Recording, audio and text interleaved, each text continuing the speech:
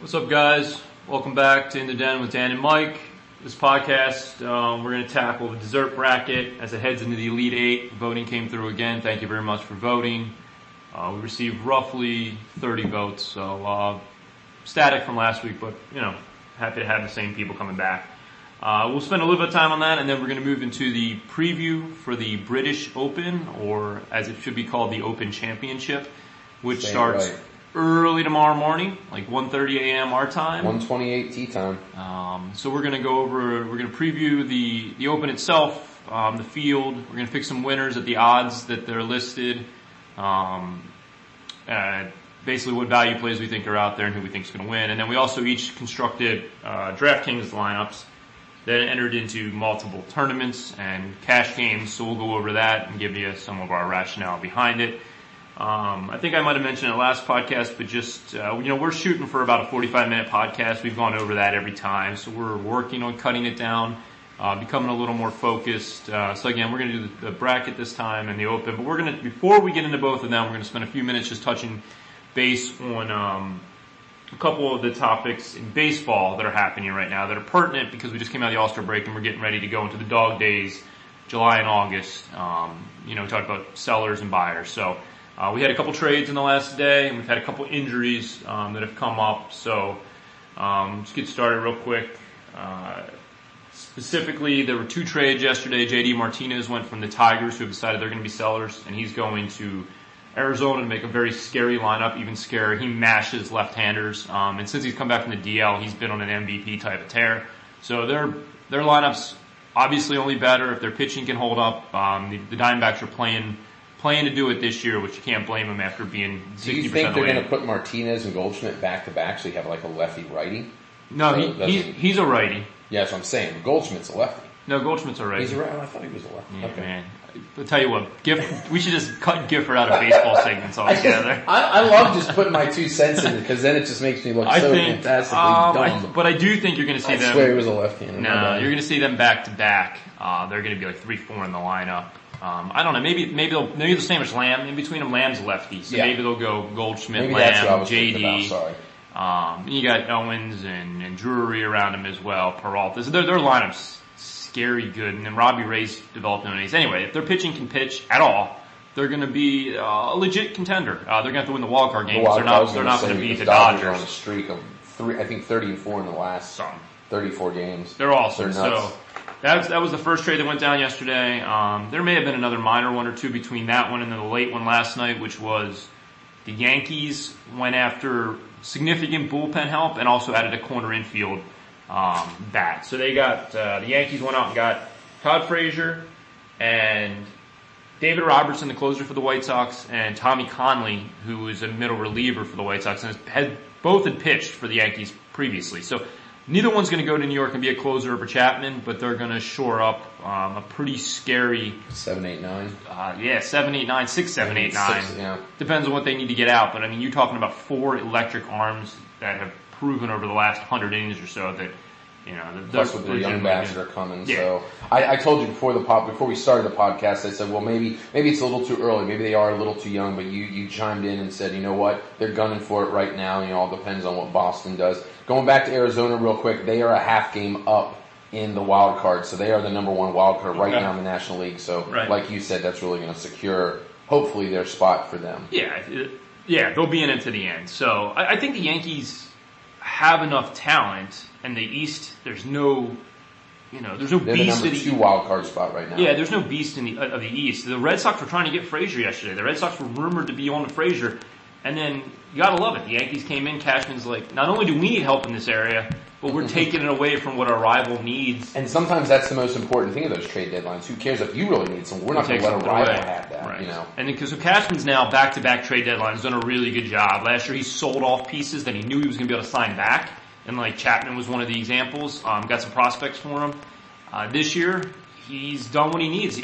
Greg Bird didn't work out at first base for him. They've had low value production coming out of the corner field spot. So Frazier's not a superstar, but they got what they need. And their bullpen now, even if we talked about their starting pitcher before we came on air, not being great. But if your starting pitcher can get 5-6 innings for you in the playoffs, these and if you can hand it off to the mid relief and the closing relief, then you're pretty much set. These arms are electric and can carry you through a short series. Yeah, and just going real quick locally, both teams were Nationals, Orioles. They were both in the hunt for the trades, the rumors. One thing, a few days ago, I forget which day, but the Nationals got Doolittle and Madsen from the A's, which, it doesn't put them over the top, but it gives them somebody who's solid that is going to be better or in addition to what they're doing. And they got rid of Blake Trinan, which really is of no significance. He has had terrible year. Yeah, he's had a terrible year. He's got electric stuff. He's a young kid, though. The A's are hoping. The A's are hoping to get the and then the Orioles last night, I was at the Oriole game, the 12-1 win over Texas, and on the television broadcast, they said that the Orioles came out and said that we are not getting rid of Adam Jones and Manny Machado. So they have assured the fans that they're going to be keeping those guys. Now, Zach Britton, that's still up for debate. We'll have to see what happens as it gets closer. Even today, I saw something about Trey Mancini, which, that's a very small piece, but maybe it's something to get something back for the Orioles to make a run. I don't think they traded Mancini because he's under control for a while. Yeah. But I do think you're going to see Britton and Brock get unloaded, maybe another middle reliever. They're currently 4.5 back. Of wild card, they're just terrible. I don't even. Stop. I'm not even talking about the Orioles in contention. It's a joke. No one will take this podcast. That's when we have the producer here just waving his finger saying, "Move on, move on." But and then the Nats. So the Nats have got the two pieces in the bullpen. I think they're going to go after another piece too. Maybe it's Britton if the Orioles would come off if Angels come off his high horse and trade with him and get something back. Related to the Nats, obviously, is the fact that they're playing out on the West Coast right now, and you have Trout versus Harper. So that's been hyped up around here for the last couple of days. Great game last night, by the way. I didn't watch it, but I saw in the first inning, Harper hits a bomb in the top of the first, and then Trout answers him in the bottom of the first. And then should have been a hell of a ticket to have. Yeah, they were, and Trout actually hit the longer of the home runs, but Bryce went, I think he got 4 hits last night, maybe 3 or 4. Yeah. But Bryce got a triple to get on third. Zimmerman drove him in, and they won 4-3 eventually. So that was a real fun game, and I think, what do they have? 2 more of those games in this set. Yeah, Harper's sitting today, which is sucky for the LA fans that bought their tickets out there to see him. Yeah, no kidding. The only other thing I want to touch base on real quick in baseball was we had a couple injuries as well. Carlos Correa for the Major League leading Astros is out 6 to 8 weeks with a thumb injury. It's a huge blow for the Astros. Thankfully, they have like a 74 game lead, so they'll be fine as far as getting to the playoffs. Do you think they'll be in contention for getting something at the trade deadline to sort of bolster that position? I don't think to bolster shortstop. They'll have Marlon Gonzalez probably play shortstop. So they have he's fine. Okay. He's okay. I mean, he's no Carlos Correa. Yeah. I think you're going to see them push for a starting pitcher. I think they're going to go after Archer or go after Yu Darvish, somebody like that. They need. Their one weakness is starting pitching. It's not bad, but they don't have a real true. I mean, I guess if Keuchel comes back, he's kind of an ace. And McCullers has never pitched over like 180 innings, so they're going to ask a couple guys who are young. But if they go out and get an Archer or a Yu, and they still got some prospects to give up for them, I think that's what you're going to see them do. And really, Houston, their job right now is just this, and this is like you said, a hit to them. But their job right now is to stay healthy. And to manage those arms, manage the pitch counts. It's maintenance. It's maintenance at this point. 16.5 game lead with they're less than 8 games They're not going to play in the wild card game. They're going to make the playoffs and guarantee themselves a division series. They're going to get 10 games up on the Red Sox to have home field. So I mean, they're really in contention to be doing well, but they've just got to make sure those injuries don't come up. So that was one injury. Bogarts went for an MRI yesterday for the Red Sox. Came back with a contusion, I think, sprained hand. So he's day to day. They haven't decided to put him on the DL. Today, right before we came on the podcast, the Cubbies are playing. Chris Bryant sliding back into first base, got his left pinky stepped on and twisted, and he left the game. It looks bad, but obviously they'll do all the tests, the x-rays, and the MRI today. But the Cubs can't afford to lose the reigning MVP. So you got some players dropping. You got some trades happening. I don't think the Astros are effective because they're, like I said, 74 games up on the next team. But, one injury to one of these teams that's in that wild card hunt, it could change the whole landscape. If Bogarts is out, I mean, he's not an MVP candidate, but he's a really good player. The Red Sox have to figure out, are they going to then fill that gap through the trade deadline with the shortstop if they need to, or go after what they already know, they already know they need bullpen help and corner infield help. So, And there's still some guys out there, Dickey, R.A., Straley, Dan Straley, yep. Sonny Gray, Garrett Cole, and even the local man here, Gosman. They're talking about maybe being on. You know what they should do with Gosman if they can't trade him? Dump him in the Chesapeake Bay. Exactly. Honestly, that's what I was going to say. Take him to the Chesapeake Bay and drown him. The team would be better Make it a off mob without hit. him. The only other two things we're getting in the bracket is I just wanted to update that Lonzo Ball is on his way to the NBA MVP this year. He just won Summer League MVP, and the best part of it was the whole shoe fiasco. He wore different shoes because it's a smart business model is what they're going after. He's wearing his shoes and playing well so that these companies will come after and bid against each other for him to sign a contract. Whether they do the big baller brand or not down the road and how that takes off, he's just getting as much money as he can from Nike, Adidas, whatever it is. So see, if there was a video camera on me right now, you'd find me sleeping because I'm done. So I he's don't care. Summer League MVP, which doesn't mean anything, but he's playing well to start. I hope he's better than Michael Jordan one day. I hope he's not. I never liked Jordan, but yeah. But he was my youth, I rooted against him because my brother loved him.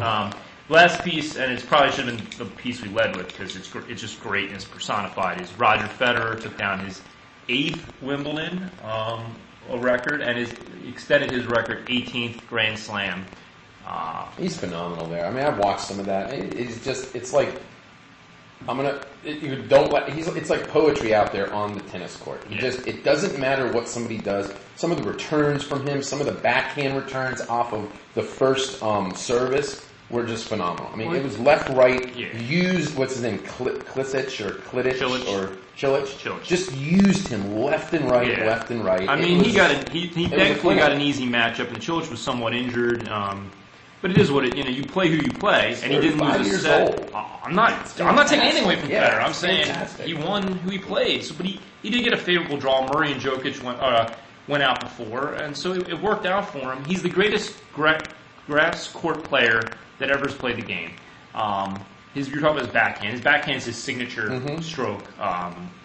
Especially in his heyday, he'd set himself up to hit the backhand, which for me and you, give me the forehand all day. I can barely hit a backhand. I need a two-handed backhand. Federer, for me, is probably at least in the top 3, but maybe my favorite individual athlete of all time. I know our neighbor Josh is right there with me. Loves watching him play and just has rooted for him ever since he started taking down titles. But I've always been a Federer guy. I don't hate Nadal or any of the other guys, but I've always rooted for Federer. When he lost some of the matches, especially the French Opens early on, we were hoping he gets the Grand Slam. It was, I don't say devastating, but as a fan, it really, it sucked. Then he finally got the French against Soderling, and he's at 35, he's still winning. So maybe he adds another 1 or 2 before he eventually calls it a Until career. your body kicks you out, if you feel like you can still do it, go ahead, man. Right. I love it. So anyway, congrats to the greatest, Roger Federer. All right, let's move on to the bracket. So we have the Sweet 16 matchups voted on, and now we're into the Elite Eight. So we'll start with... Oh, before we do that, you had some baklava the other day. Yeah. Enjoyed? Yeah, it was good. It was good. Dan had never had baklava before, so my mom made some, gave it to him. What did it go up against? It went up against tiramisu and lost. So let's start in that region then. Since we just started with baklava, we'll talk in that region, which was the other. We had the number 1 seed milkshakes go up against number 4 tiramisu, and the number 2 seed brownies go up against the number 6 seed burger cookies. The first matchup, who do you think won? Milkshakes versus tiramisu? Killed it. Had milkshakes. Yeah, milkshakes over 90% over tiramisu, so milkshakes will move in the Elite Eight. And as we predicted, the number 2 seed as well, the brownies, moved going against burger cookies, a little closer, 70 to 30%. But the 1 and the 2, the chalk move on in that bracket, so it'll be milkshakes versus brownies. It's a tough. I don't say it's a toss-up. I'm a milkshakes guy. I mean, milkshake and brownie together in a milkshake. Yeah, but that's not, again, I'm a milkshake person too. A brownie. Oh, I love brownies. They're good. But there's a plate of brownies in front of me right now. I'd probably eat the entire plate. In the upper bracket with the ice cream, we had strawberry cheesecake ice cream go against cookies and cream, and we predicted the cookies and cream, 86% to 14. Peach versus mint chocolate chip, and as Dan said, mint chocolate chip is just crushing it. For some reason, I've never understood, but people love mint chocolate chip, especially, Dan, the females out there. I remember in college, girls would just they'd go giddy for mint chocolate chip. Well, it's my wife's favorite flavor, and my kids all love it. It might be their number 1 seed. They also love chocolate, just as a fair point. But I don't dislike it. If mint chocolate chips in front of me, I'll eat it. It's good, but it's not near my favorite. But I know it's mint very chocolate popular. I like is York peppermint patty. That's it. I like that too. That's But again, it. it's not something. Again, if I were to choose it over a Milky Way, or some other piece Right. of candy that would take over that. So just to recap, strawberry cheesecake goes down as the 8 seed. Cookies and cream will move on from there, and then mint chocolate chip will take out peach. So we have mint chocolate chip, the 7, which was misranked. Probably. Definitely. And against the number 4, cookies and cream. So basically 2 cookie based ice creams will go up against each other in Elite 8. So then we'll move over to the pies. We had cherry pie versus pumpkin pie, 2 staples. We were really worried about that one, but in the end, cherry pie pulled it off 77 to 77 to 23 or something, whatever. Yeah. So cherry pie won handily, and then apple pie did the same thing.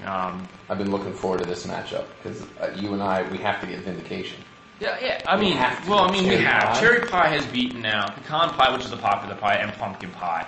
I understand apple pie is a very popular pie, and I like it. That was a weaker part of the whole bracket down there. More than you do. I like apple pie more than you. I had apple pie ice cream at Harper's Ferry this weekend. Mm-hmm. It was delicious. Yeah. I do like apple pie, but it doesn't hold a candle to.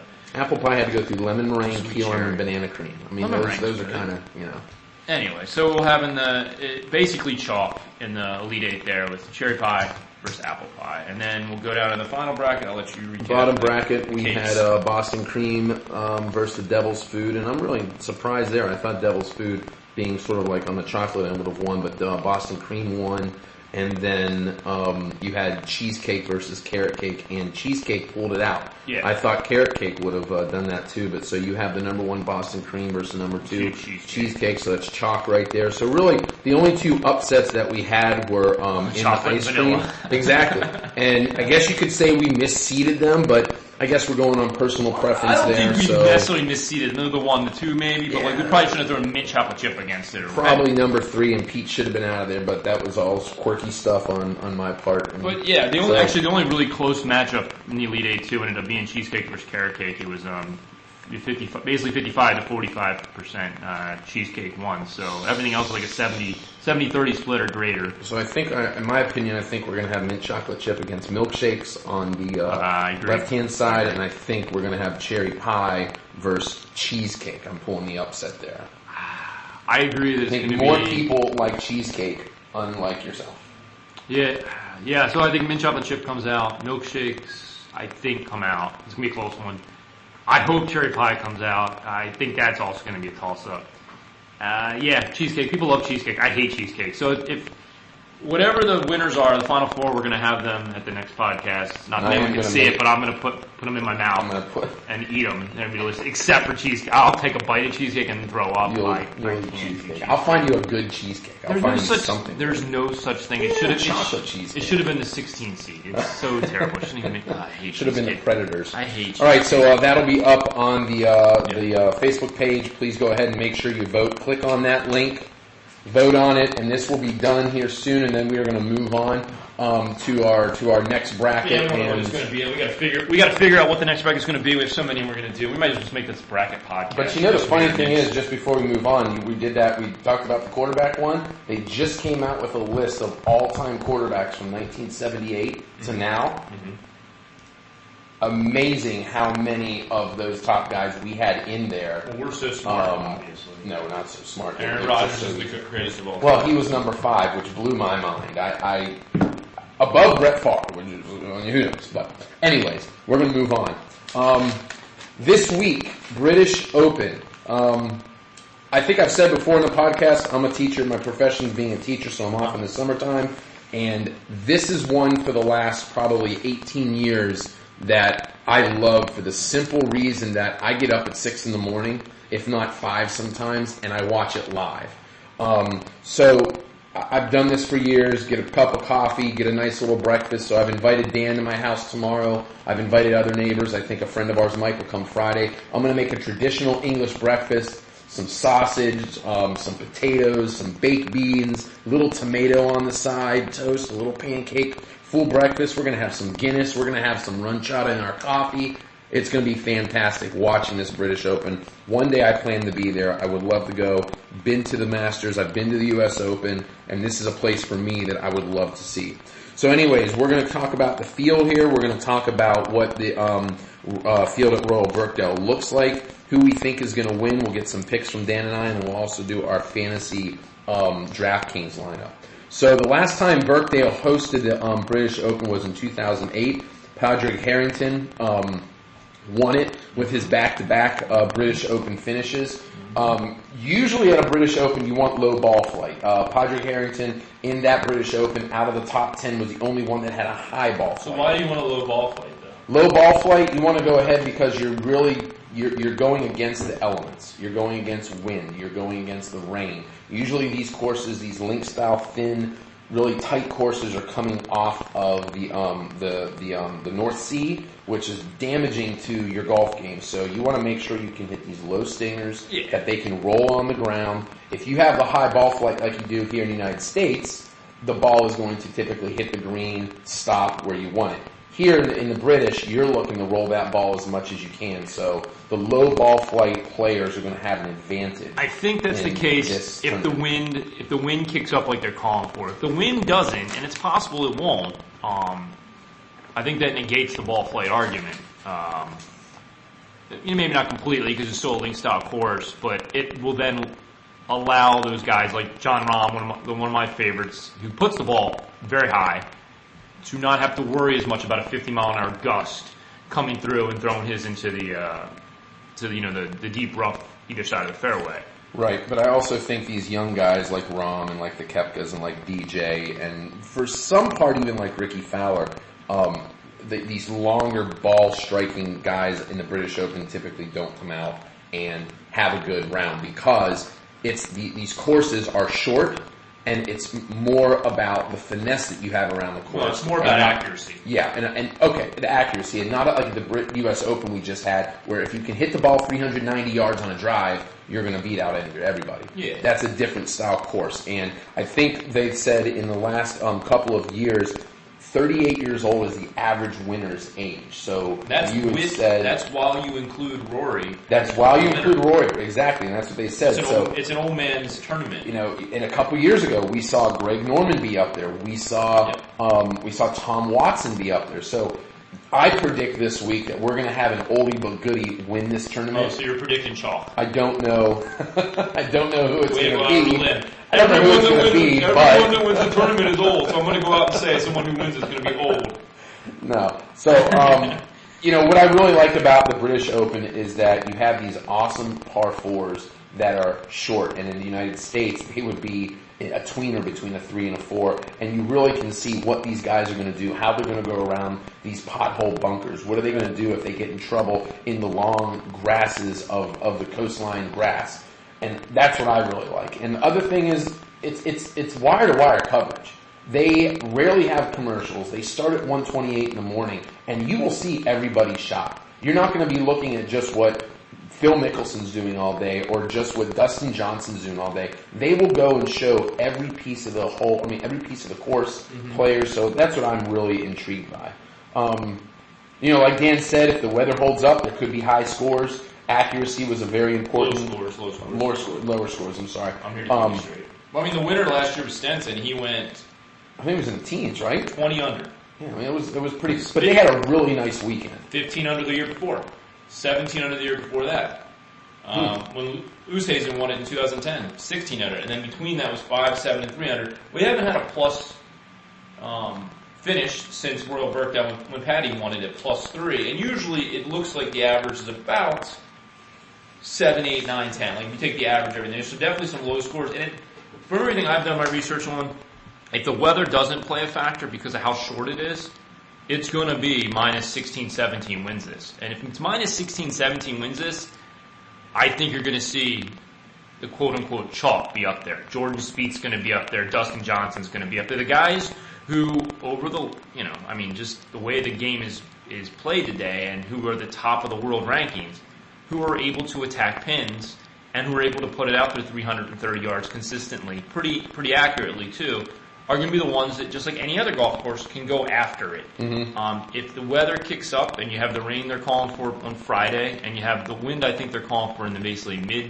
to upper teens as a consistent wind, and then gusts anywhere between 25 and 35 miles an hour. So if that happens, then you're going to have to adjust your normal game. You can't just go after it like it's a TPC John Deere or whatever. Mm-hmm. You can't attack the hole necessarily. You have to lay up, or not, layup's not the right term, but play the course and play the elements. So it's really, it's weather dependent. I've constructed my DraftKings lineup, taking that into account, basically taking into, I think the weather's going to play an issue, and therefore I took golfers with lower ball flights, guys who play better in the wind, guys who play better in the links in general, and we'll get to that in a minute, but like, versus just guys I think can score low in any given, course. So it's going to be very dependent. And so breaking down some of these holes, you're looking at par 3 holes from 175 to 200 yards, and that's what the average will be here at Birkdale. You have a 199 on number 4. You have a 177 on number 5.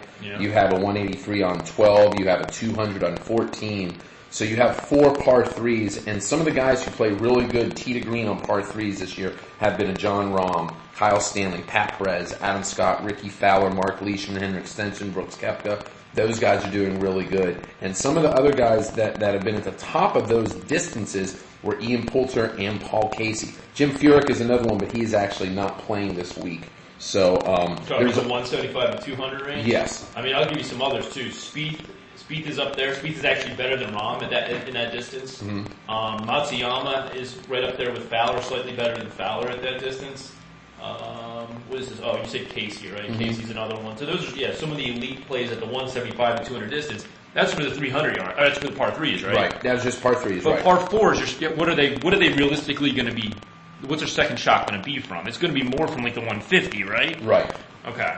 So I mean that you have slightly different. Because I'm looking here, and you have a par 4 at 499 is their longest. There's only 2 par 5s, which are both in the back 9.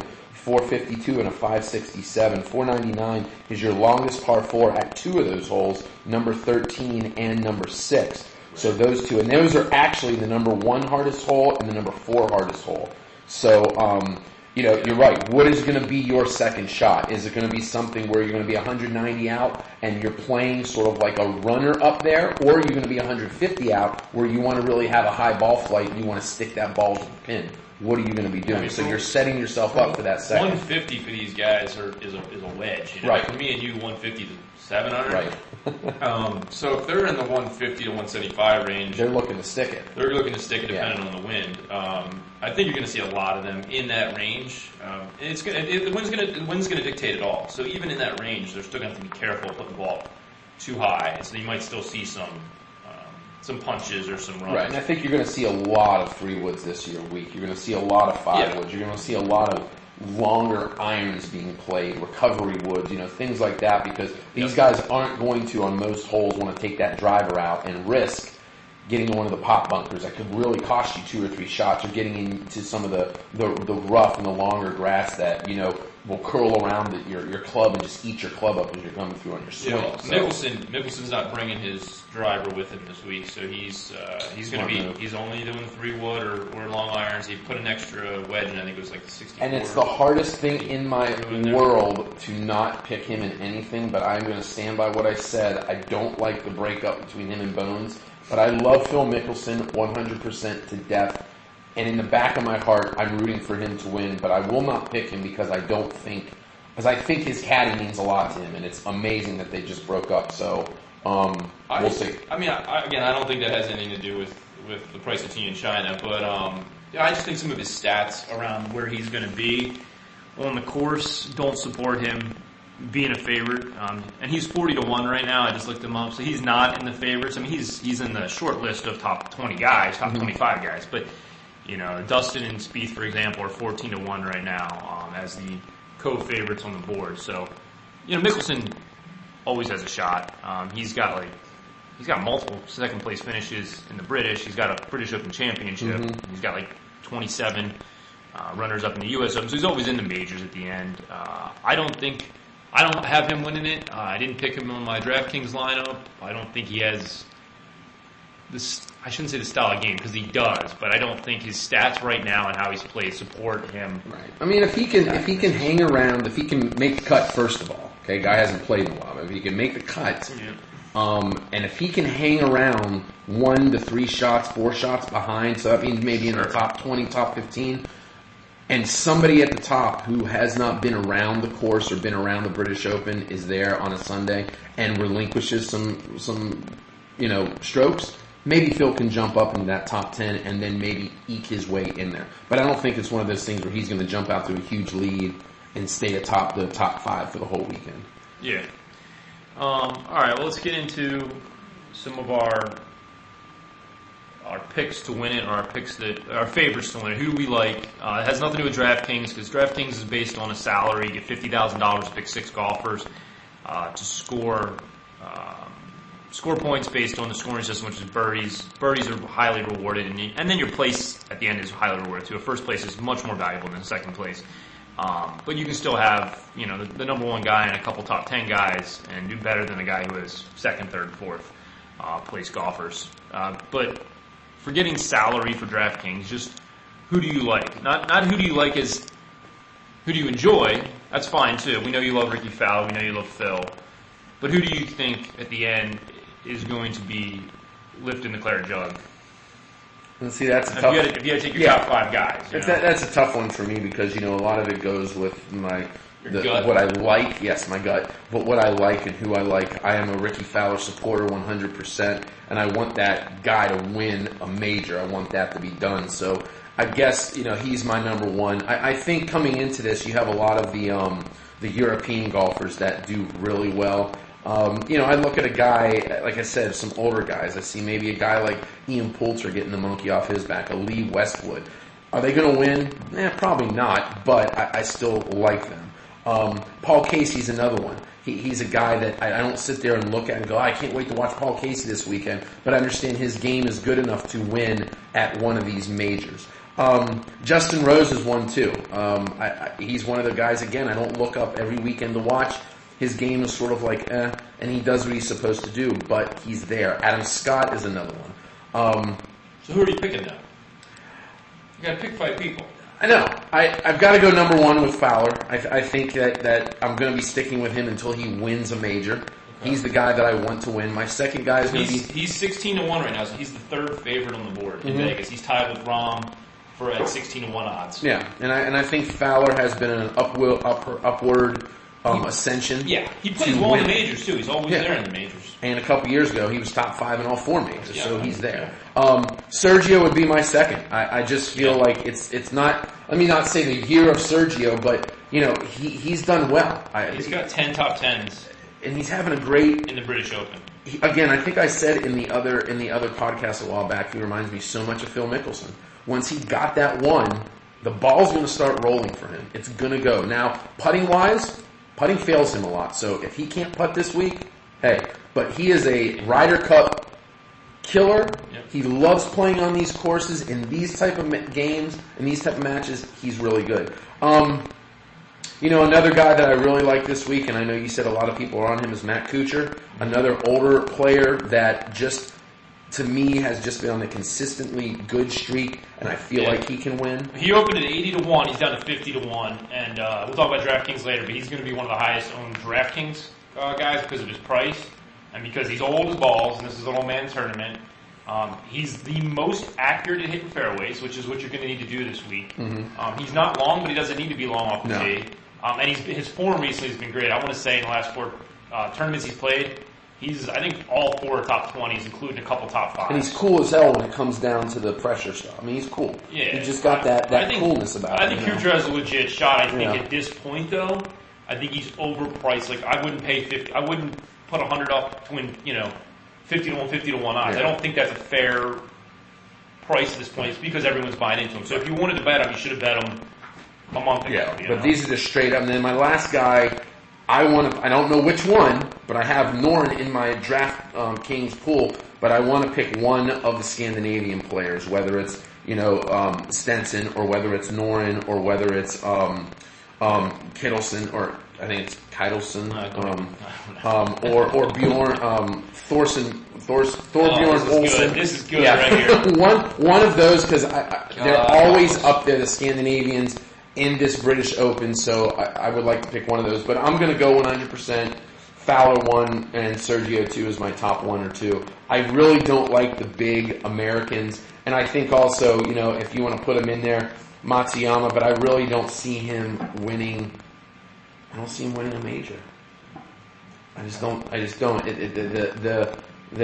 Asian golfers have not. They've been really good, but they've never been able to break and come out and win a major. So I don't know that we've had a whole lot of Asian golfers that are as talented as Matsuyama. True. I think Hideki is on the short list for winners this weekend. His accuracy off the tee, his approach game is elite. His putter is not very reliable. He's about the same as Sergio. Not good. But if he's sticking it within 6 to 8 feet, you don't have to be that great, especially if the winning score is going to be -8 or -10. It's not going to be like you have to necessarily go on a birdie fest. You can go 2 or 3 under every day on average. So who are your top 5 then? Before we get to the DraftKings, I mean, who do I like? Yeah. So if I'm going to bet on odds, I think I like Spieth a lot. I think he's chalk. He's one of the favorites of DJ, but the guy is, as far as approach game goes, the best in the game. His from 150 to 200 out, there's no one better in golf than Jordan Spieth right now. The stats all support it. You watch him, everything. I mean, he's had bad tournaments, but he's always there. So I think because he's going to be careful off the tee, and he's not careful off the tee. If he gets crazy off the tee, well, then it's a whole different game. But if he's careful off the tee, I think he's going to be in that range where he's going to score low. I think he actually may run away with it. See, what I don't like about Spieth, I don't think I've ever divulged this, I just don't like his mental makeup. I think he gets very whiny and stuff doesn't go his way, He's a bit whiny. as compared to Ricky Fowler, who is very calm, static. You don't see that emotion. And I could see if the weather changes on Spieth come Thursday, Friday, or Friday, Saturday, he's going to start moaning and groaning about stuff to his caddy, and it's going to just unravel. Well, here's my thing. I'm betting five guys, right? I want to take it at odds. I think if the weather doesn't go crazy, I believe Spieth is the clear favorite, and I actually think he may run away with it. If the weather goes sideways, I agree with you. I think the weather could get in the heads of all these top guys, from Johnson, Spieth, Jon Rahm especially. I'm looking at Patrick Reed. There's a number of guys who I think Spieth can handle it, but I don't think he's as prepared to handle it as some of the calmer, cooler heads that are on tour that have done this, like Kuchar, for a number of years. But if I was Sergio, who plays great in weather conditions. Correct. So if I was so my top 5 as far as odds go, I like Spieth even at 14-1. I also like Sergio. I think Sergio plays well no matter what it is. I think if the weather is a factor, he's one of the chalk plays that will rise to the top. He's 18-1. We talked about Matsuyama. I like him. I wouldn't put him in my top 5. I like Mark Leishman a lot at 50-1. The guy plays lefty. The guy plays extremely well on links courses and in the wind, and he is someone who doesn't. He can go on birdie streaks, but he's also somebody who can manage and do the par thing. And the par thing may be what we need here. But I don't think he's ever been up there in one of the majors before. I don't know if he's been. Leishman? Maybe like top 20, top 15, but he's never been in contention for one of these, coming down. Yeah, really? Well, he finished second in the 2015 British Open, and he finished 5th in the 2014 British Open. There you go. So, he made the cut last year and finished 53rd, so I think he's, we talked about like a couple podcasts ago having the experience and having the mentality. I think Leishman's there. He's not the world-class guys, he's not as talented as Jon Rahm, for example, but he's put his time in, and I think he knows how to manage himself. I think Rahm that could be more important than talent itself. Correct. Managing the course, managing yourself. Can you stick with it for 4 consecutive days? I mean, they say the U.S. Open is the test of tests, but I think the British Open is, because it's a completely different course than these guys play throughout the whole year, most of them. Yeah. So, to me, it's super compelling. So I'm going to go Spieth 14-1, Sergio 18-1. I'm going to piggyback on your Ricky Fowler. He's at 16-1. I think it might be Fowler's time as well. I just feel like he's always there. And so I don't know that weather worries me as much. I think he has a neutral mindset. So, and then I just gave you Leishman, and then the long shot I'm going to give you, and it's not really that long of a shot, but I bet you a lot of people haven't heard of him. Andy Sullivan, he is a not necessarily a local, but he's a European. He's 80-1 right now. He finished, I'm going to say, top 10 last year. Let me take a look real quick. Sullivan finished 12th last year in the British Open, 30th the year before. Hasn't really had a great showing in any of the other majors. I think he made actually 2 of them. I can't remember which 2, but missed the cut in both of them.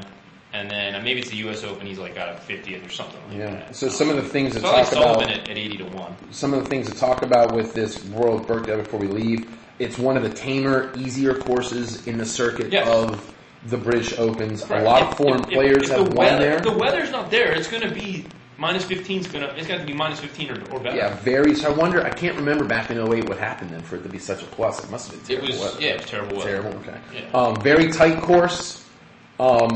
And what they really say is that amateurs don't do too bad here. So we haven't, not that we're into amateur golf, but watch for maybe an amateur or 2 to be up there into that 3rd, 4th round, just like at the U.S. Open with some of those younger guys, some of these younger, inexperienced guys that just go out there and say, screw it, I'm going to play. It's fun to watch the amateur, but like, talk about experience. They have no shot. There's no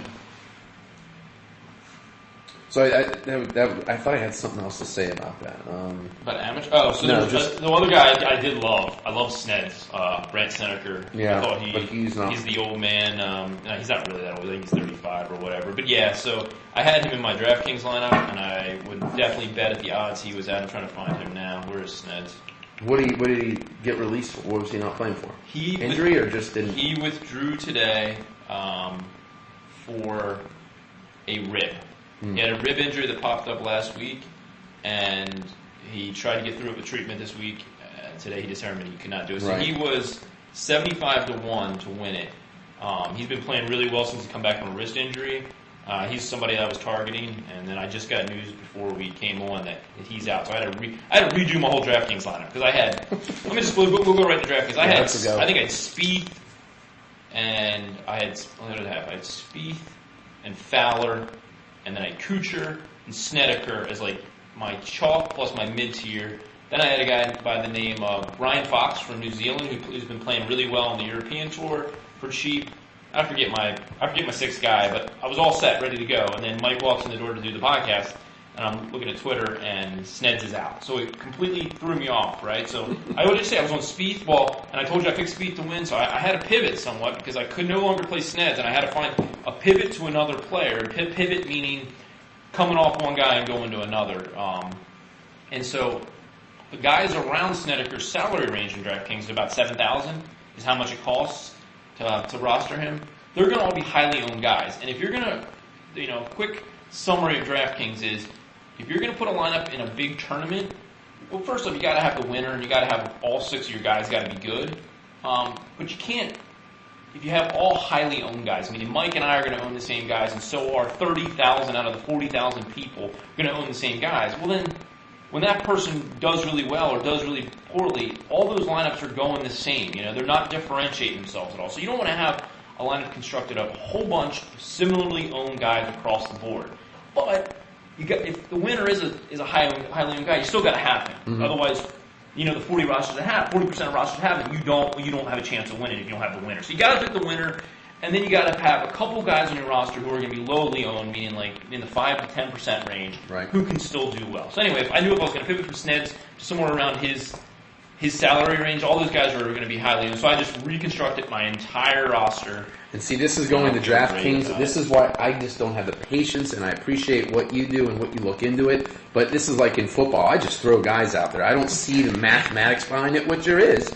And it's amazing to sit here with Dan and listen to all the stuff that goes into the thinking of trying to get these guys in. But you know what? Sitting around here and listening to him makes me understand it a little more and makes me a little more comfortable with some things that I might do. But I'm throwing $30 in. I gave it to Dan. I said, you know what? Let's make some lineups. Let's see what happens. He's thrown me into about 1, 2, 3, 4, 5, 6, 7, 8, 9, 10, 11, 12 matchups with that $30. So we'll see what happens. Yeah, you're in a couple tournaments that have a chance of winning significant money if you're that one team out of 47,000, which isn't going to happen. And then you're also in a couple cash games, which means basically finishing the top half of that, and you're going to win double your money. So the idea is you walk away with $60 on your 30. Wouldn't be bad. Hey, but if everything goes right, never know. The idea is you can win. Take the family to Sizzler, maybe. Tens of thousands of dollars up to hundreds of thousands of dollars. Yeah. Exactly. So I'm going to talk about my stuff real quick first because Dan's a little more into with this. With zero statistical backing whatsoever. This is all no, this is not gut feeling. This is statistics. I looked into many things. $30. Par 4 average, par 3 averages, who the guys have played, a little information from Dan, what they did in the last couple tournaments, and then a little bit of gut. So, anyways, lineup number 1. I'm going to go backward to front. I'm going to say my least amount of money guys. I went with Daniel Berger.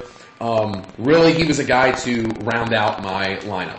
Which is crazy, right? Because he's awesome. Yeah, and he is a pretty good golfer. In the last couple of tournaments he's played, especially the majors, he's done pretty well. He's been just up there. Not your prototypical. Exactly, but he can come through. You never know. Ian Poulter, we talked about this before. He might not be the best guy outside of golf, but I really like Ian Poulter. I've always loved him. He's a guy I love to hate at the Ryder Cup because he's always really good, and it frustrates me that we never can sort of jump on top of him. He's always British this, British that, and I appreciate that about him. So I picked Ian Poulter. So Berger's 6,700. Just to give you an idea of style, I got to give 6 players at 50,000 below. So Right. Berger's 6,700. Poulter 75. Right, and those are 67 is definitely lower tier. And then I went with a Norwegian, which is Noren, sorry. Alexander Noren, and he is 7,800. I'll be very honest with you. I went with him because I read a lot of different guys going with their DraftKings lineup saying that this was a guy mid-range money who's been playing pretty well and who plays typically, like I said, those Scandinavian guys at the British Open. I don't think his percentage can be super high, but I said earlier when you start reading a lot of the same articles or articles from different pros, touts that are saying the same guys. Then you have Joe's, you have Fishes that are reading those, and so Noren's not going to be lowly owned. He's going to be, I'm going to guess 10-12%. So. Then I got Paul Casey at 8,100. I just think he's a very solid, highly owned guy that has a chance to come in. Yeah. And then I got Sergio at 10,600 and Fowler at 9,200. So that rounded my first lineup out. And then my second lineup, I have Soren Kelsen at 6,900. Another Scandinavian. I told Dan, I said, these guys... You don't have Soren Kelsen? Yeah, I do. No, you don't. I thought I did. No. Did you not put him in? Who did you put in? Here we go. Where's your lineup? God, you know what? No, that wasn't my lineup. That's the lineup you had. No, that's the lineup I had. He cheated by going over by like $1,000. I'm sorry. No, my second lineup was, let's go with Jamie Lovemark. I'm sorry. It was on the wrong side of the paper. Jamie Lovemark, just a flyer. He's a good player. Yeah, just the weather's not playing. If the weather's not a factor, I think you can see him as a top 25 guy. Brendan Grace, Brandon Grace, another guy who has really, been playing well. I think he's done pretty good at the majors lately. Correct. That's one of the guys I will give Dan credit for because he's hit me to him. Matt Kuchar, once again, a guy that I just have looked at through most of his career, and I think that he's going to win a major someday. Maybe the only one he gets could be a British Open. Adam Scott, I've always loved the Aussie. I think he plays great. I think he's got the ability to win 3-4 more majors, so we'll see. Matsuyama, even though I said it's not really the time, I don't think he, being an Asian golfer, possibly can do that. And again, not laughing there, I'm saying Asoa Oki was a guy back in the 90s who was a solid Asian golfer, but just never could put it together. I like those type of guys. I just don't know if he can put it together. And then Justin Rose, Justin Rose, non-Asian. Oh my gosh. Justin Rose, solid golfer, and I read an article where he said, he's been waiting all of his life to win the British Open, so it's one of those things where maybe that's the story this weekend. So for whatever it is, those are my two lineups. I'm not the betting person, but I sort of gave it to Dan and said, you know what? Make me some money. $30,000. Hey, if I do, you get 15. I'll give you 15. Oh, all right, $15. I'm going to get 15. 1,000. Oh, okay, I'm in. I went more. So there's multiple approaches to DraftKings lineups. One is the single entry, the single bullet, where you come up with your favorite, you just plug it into everything. Many of the pros will script lineups up to 150 different lineups, and they'll base that on I do love, for example, I love Matsuyama. He's going to be in 60% of my lineups, and I love Brandon Grace. He's going to be in 40% of my lineups, and they run programs. Essentially, RotoGrinders has a lineup builder as well, in which it says, using these percentages builds me 150 lineups, and then they have the bankroll that they can send all 150 in the $3 GPP, which would then cost that $450 for all for all of those, and then they might put all 150 in the $33 Millionaire Maker as well. And I can't do math; that's thousands of dollars of investment. So that's one approach: is single entry versus multiple. I'm a single bullet guy. You might find me on a couple weekends have 2 or 3 lineups because I have a couple players I like. I don't have time to do the multi-entry approach. I also don't have the bankroll to be putting in. And that's why I think in these, just to cut in just before 1 second, this is why I think this DraftKings stuff for just normal Joes like me, because I even put you above me because you do a lot with what you are out there doing. I don't feel we ever have a shot at any of this because you have these huge conglomerates of guys throwing money in and they're running all these numbers and stuff and they're going to win as compared to me as a guy that just maybe say, I want to put $5 in today. It's hard to go in there and win that money. So that's why I stick away from this stuff. I don't really feel that it's something that I can win. You and I both are at a significant disadvantage because it's bankroll and time. So my one buddy Dave Packer, he's been doing DraftKings along with me for a couple of years. We took the single bullet approach for a while, and we morphed it into the multi-entry, baseball, 2-game slates, hockey, 2-game slates. Brian Patrica as well, another friend of mine. They pound the 2-game hockey and baseball slates because you can come up with so many different permutations to cover a lot of the outcomes, not every outcome, and then if you happens to hit right, you've covered 75 lineups of a possible 120 you're allowed to do or whatever the numbers. And they've made good money off it. I was doing it for a bit and made some money as well.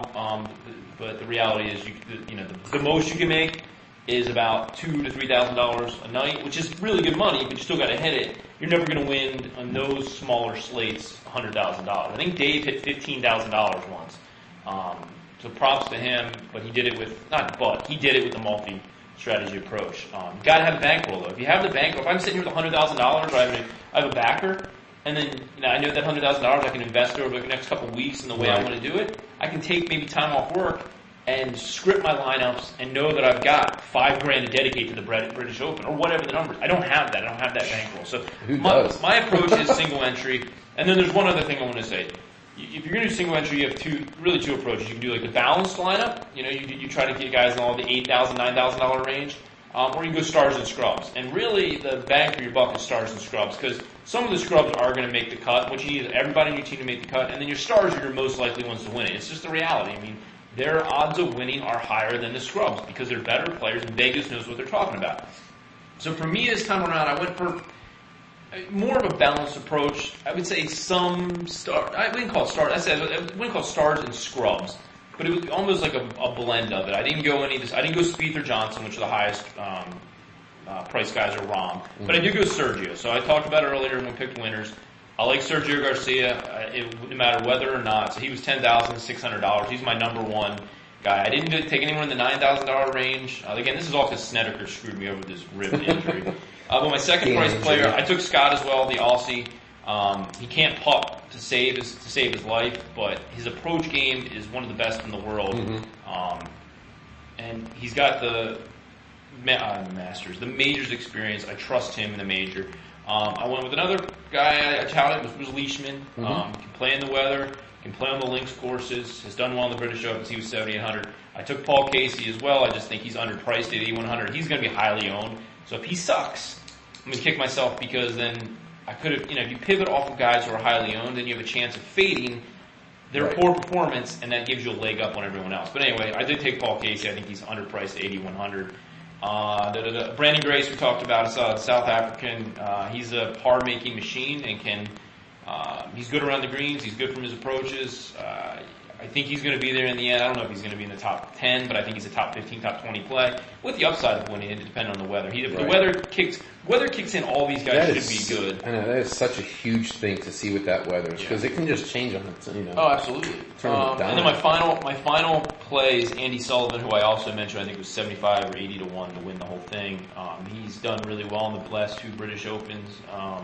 So he's $7,000. I used all of my salary. I don't always do that. You want to try and use up your 50,000. Not all of it, but like around that number because these are priced. The prices that DraftKings puts out are based on the odds and the popularity that the golfers are going to be drafted at. So anyway, I used all 50 grand on my 6 guys. Went for, like I said, Sergio, Scott, Paul Casey, Brandon Grace, Mark Leishman, and Andy Sullivan. So hopefully, and I put mine in the Millionaire Maker. Yours are not in the Millionaire Maker. So if you have the best lineup from this weekend, you will not win $1 million. You'll probably win like $30,000, which would be awesome.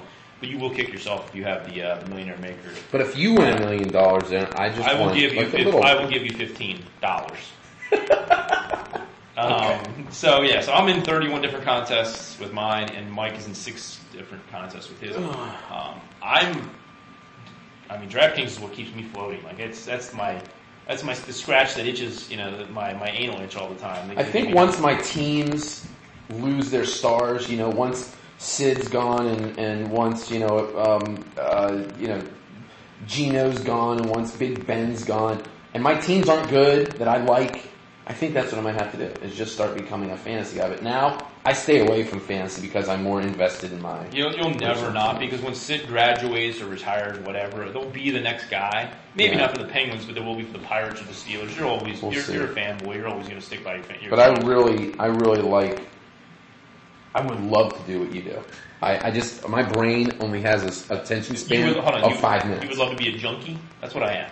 I would love to be a betting person. So that when yes, I do. When the tournament comes on tomorrow, we get together and watch it at 6 a.m. or whatever. We're gonna get together. So you're gonna be no fun to be around? No, I'll be fun. But I mean, all I'm gonna care about are my 6 golfers. I don't care about Phil. If Phil holes out, I'm gonna be pissed. I'm gonna be fist pumping. No, I'll be cursing Phil because I didn't think he was worth it. We plan on having Dan loaded probably by 9. Man, 9. I don't know about that. Do you have kids tomorrow? Yeah. The kids will. I think will be there for at least a little bit of it. No, I'm looking forward to the English breakfast. I'm hoping it's blustering cold on TV, so it feels like even though it's 97 degrees here, it feels like it's. I think it's going from mid-60s. It'll be cold in my basement, don't But yeah, I'm looking forward to it. I'm looking forward to the Open, the breakfast at Mike's house. I'm going to try and take advantage of it back-to-back days. And then DraftKings. If I can win $1 million, it would take care of a lot of. Yeah, baby.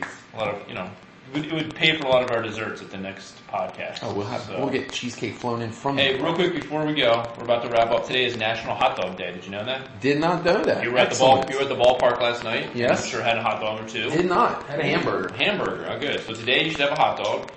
There's a poll that is being run right now that has 800 votes cast already. It's from the Twitter handle @SportsInsights, and their poll question is: if you could only choose one condiment for a hot dog at the ballpark, what would it be? And then they clarified later that beer is not a condiment, because I guess they got some right. It's like, I want beer with my hot dog. So the ones they put up were mustard, ketchup, sauerkraut, and diced onions. You can only pick one. It's a clear, hands down, no discussion. Agreed. Shut it off right now. Agreed. Mustard. Correct. I agree 100%. We didn't discuss this. This is the only thing we've ever agreed on. It is currently in second place. Oh! Close. Because kids love ketchup. What should be the last place? Onions. No, ketchup. Sauerkraut, it's just, sauerkraut, diced onions, and mustard all belong on hot dogs. Ketchup does not belong on a hot dog. Oh, you're some weird... I will put ketchup on my dog. I mean, if I had it, I'm not... Relish, mustard, chili, hot dog, anyway, ketchup. Ketchup's winning with 43%, to mustard's 40%. Diced onions is 10%, sauerkraut is 7%. So you got your ketchup mustard. Sauerkraut, it's regional. Not many people in Texas like sauerkraut. Well, people in Texas don't know what's good then. Sauerkraut on your hot dog is delicious. Okay, but then you go to Chicago and you get a hot dog with a pickle on it, which is fantastic too, and a tomato. Tomatoes are terrible. Well, again, whatever. So anyways, mustard on my dog, please, thank you. Yeah, I might have hot dogs for lunch now. What time is it? 12:45? 12:45. It's 1:45. It's 1:45. My kids haven't eaten yet. I hope mine haven't passed out. Mine have a swim tournament too. We gotta eat. I gotta get going and get them food. Alright, boys and girls. Please listen, Facebook, YouTube, hit us up in the Den with Dan and Mike, and we will be back to you next week or some other time after the British Open. Yeah. We'll discuss the British Open, and around that time, we'll have a little more clear idea of these other trades that are going down, and we're only going to be 2 weeks away.